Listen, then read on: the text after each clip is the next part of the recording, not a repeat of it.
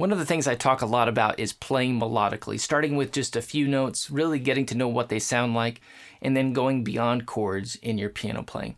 I've been getting some questions lately about how to incorporate melodies into a chord progression.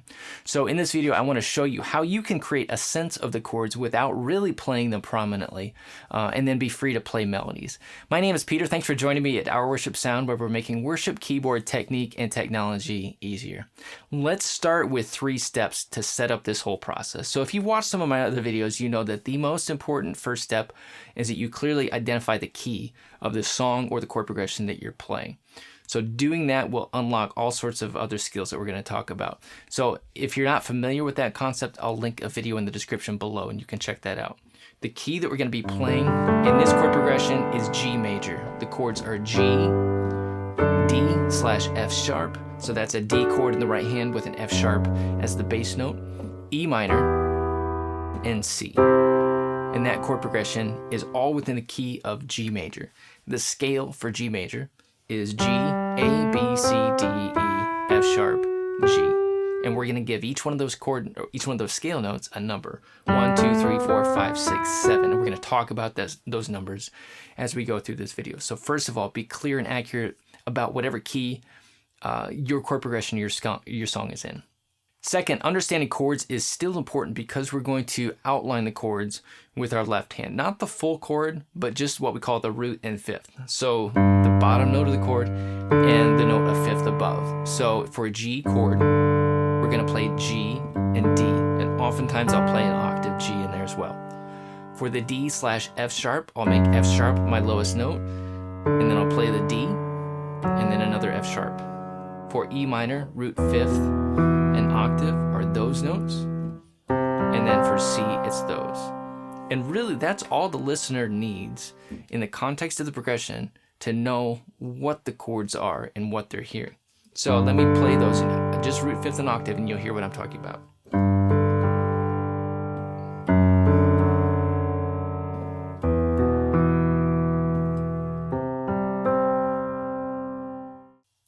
So with that, the rhythm and the harmony for the chord progression are already covered. So our right hand doesn't need to feel obligated to add anything more to the rhythm or harmony. So what we can do is we can add more rhythm, we can add more harmony, or we can play melodically. So that's a pretty open-ended concept. So let me give you some concrete steps you can take to do those types of things. First of all, let's talk about adding more rhythm. To do that, I'm going to let go of whatever the chord notes are with my right hand. I'm going to completely ignore them. And all I'm going to do is that I'm going to play the first and the fifth scale notes for the key, not for the chord, but for the key, okay? So I'm going to stick with G and D through this entire progression. And so any rhythm that I add is going to be just those 2 notes. Could be in different register, but they're all going to be G's and D's. So here's what that sounds like.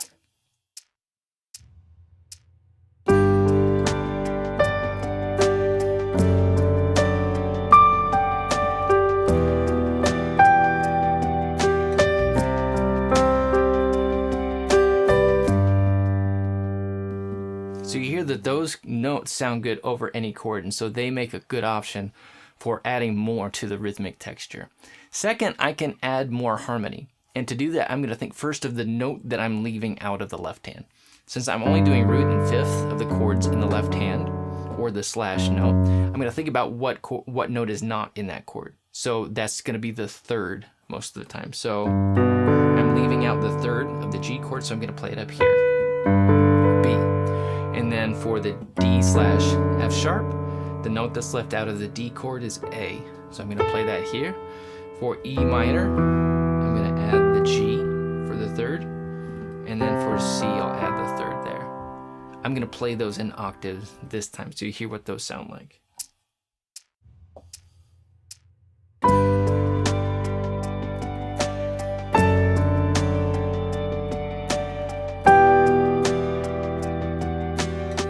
I'm going to play through adding rhythm and harmony. So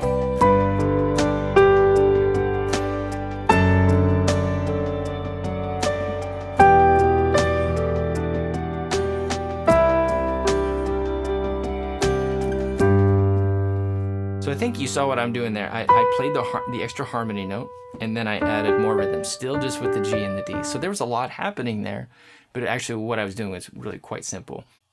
So now we're gonna try playing melodies. And to do that, we're gonna back up a step. We're gonna go back to the first scale note and the fifth scale note. And the next note that I recommend you add is the seventh note of the scale. I'm gonna move that F sharp down here, and you can hear how those notes work together. So I'm going to play melodies with just those three notes.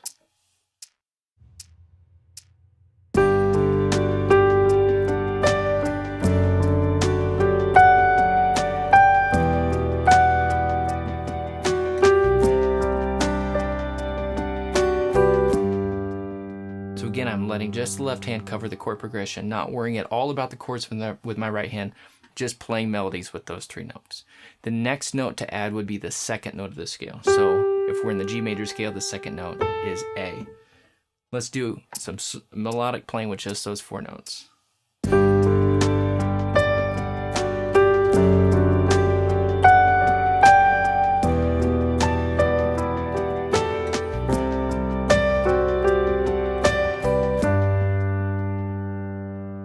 Now at that point, there are only three more scale notes to add. And the idea is that you're going to practice and get used to how those scale notes work, so that no matter what key you're playing in, you kind of start to get an idea for what a melody is going to sound like before you play it. So, and then going beyond that, you really want to just kind of let go of these rules once you get a sense for all three: melody, harmony, rhythm, and you can just kind of play fluently and whatever idea comes to mind. So right now I'm going to make a couple passes where I'm just going to kind of ignore all the rules and steps that I just gave you and just kind of play whatever comes to mind.